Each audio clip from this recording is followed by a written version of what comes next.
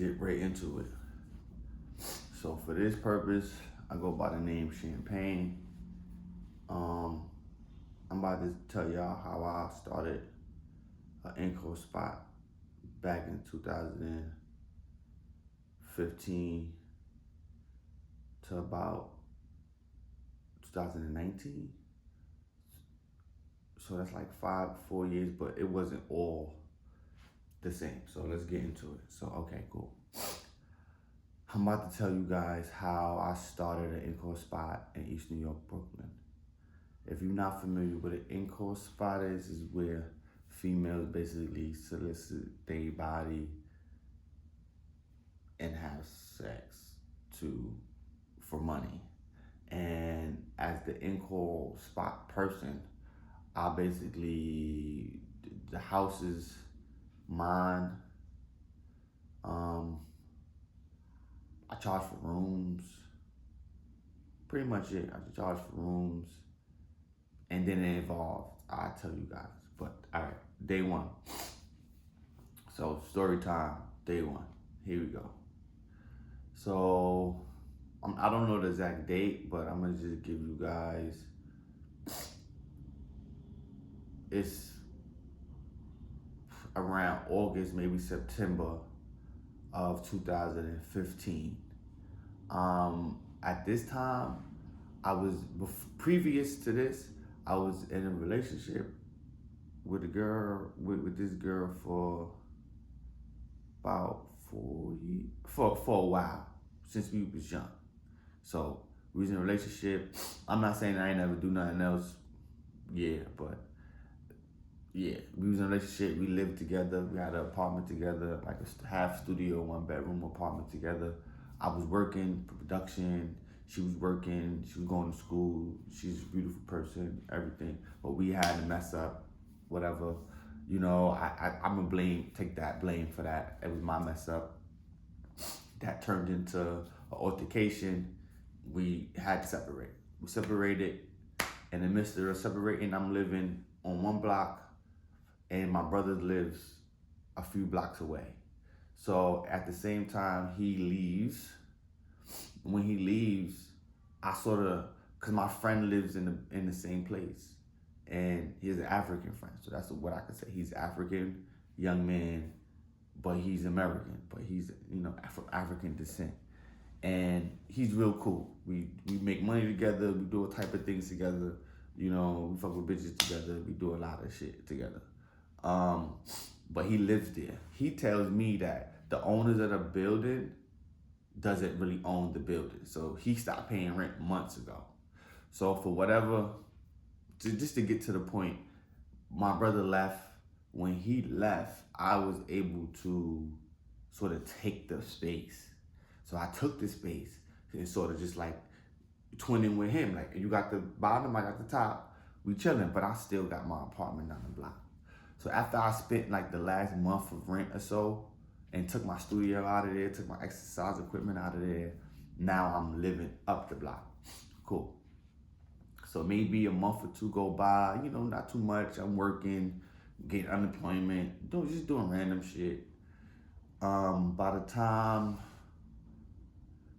this is the Pacific night. So I just gave you the lead up to how I got from point A to point B. Even though I've been going to this apartment, but now it's sort of mine now, right? Even though there's no official rent paid, but it's like mine. I got the key, got the lock. This is my house. This is my apartment. Started off being an apartment, then it turned into the whole house, but I'm gonna get there. So basically, we talking, me and Leo talking, chopping it up for a while.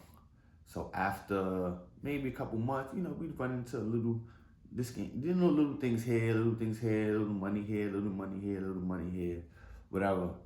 So after a while, I withdraw into like my music artist phase. So like I'm doing music. I actually go out to leave the state and go to somebody's house. I relax, write more music, then I come back. I'm sort of lonely a little bit. I don't really have nobody with me. So I invite one of my cousins to come with me and stay with me. But as he's staying, he's like there every day. So I tell him, like, if this is the Pacific Day. So the joke went, bro, I can't even jerk off if I wanted to. Like, you always here. And he laughed, but then he said, yo, I'm gonna leave. I'm out. I'm gone. So in the same time, he left like 12 o'clock at night. I was getting unemployment at this time. So at the same time, my unemployment hit when he left. So this is the truth. I went online and ordered, I used everybody sort of know what Backpages was. So I used Backpage and I found two people that I liked and it was going to do like a double date or whatever. Cool. But I had a Maxima at this time, a green Max. So at the time, they would like pick us up. So I guess it was a little unorthodox a little bit. And there was a lot of texting back and forth. So I was like, what? So I don't know. Energy felt right. So I left. I went, it wasn't too far. I went down Atlantic, wherever they was, not too far, maybe 5-10 minutes. Parked in front of the house, parked somewhere. And then I see one person, I see one young lady, I see the next young lady. So I see one light-skinned young lady, and I see the next light-skinned young lady. Then I see the next dark-skinned lady, and I see another dark-skinned young lady. One light-skinned lady and one dark-skinned lady went to a car in front of me. And then the other two, one guy in the back, one guy in the front seat. And then it just was, hi, my name is this. I gotta come up with these a fake name. My name is I don't want to use the names because I know I'm gonna mess them up. So I'm not even gonna use names. I'm just gonna say young ladies, whatever. Maybe give you a race or a color, the best I could do. So okay. So the young lady, light-skinned young lady, the main light-skinned young lady. I could do that. Main, secondary. I could do stuff like that. I'm not giving no names, no nothing like that. Just straight up, very general about the person. So this young lady comes in and very macho-ish in a way and say, hey, where you live? Let's go. We doing this. And I'm like, a little confused, but I'm taken aback and I don't know, I guess I'm just rolling with the punches, right?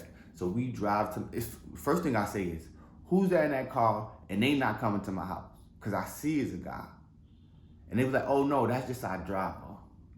I should have known right then and there, but I didn't. I was super green on that side. I wasn't green on ordering. I ordered a lot, but I was super green on that side.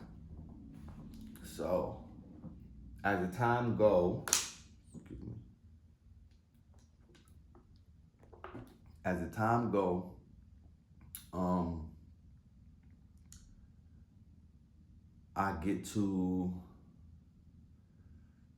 we get to my house. Dude parks sort of on the corner-ish. I live in the middle of the block. So I sort of park in front of my house, basically. Not exactly, but basically then all four of them now is in front of my house and we walk upstairs. Well, we talking a little bit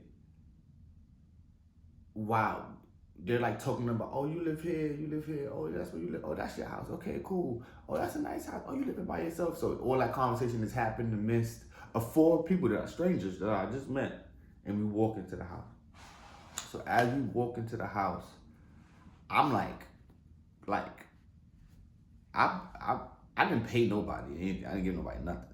But at this time, it was like, okay, what is going on? So I asked the young lady, the main young lady, like, girl, what's happening? Let's do this date and y'all can get the hell out of here. This young lady starts walking around the house like, oh, this is nice. This is nice. Oh yeah, we could use this. And now I'm really lost. And then now she asking questions like, you live here alone? Who else live here? Who live downstairs? Anybody live in the back? Because it's a backyard and stuff. So as that's going, like the true story, like literally went from being alone in the apartment 20 minutes later, having 4 young ladies talk about this stuff, and proactive young ladies. So these people was already active. They already knew what they was doing. They've been doing it for years, or whatever time period they've been doing it. They've been doing it. And whoever taught them or whoever they taught themselves, they was fitting to teach me. So the young lady just basically said, hey, you know what we do, and we basically trying to do it here. So I don't know, like I didn't say yes or no. It just sort of just started to happen.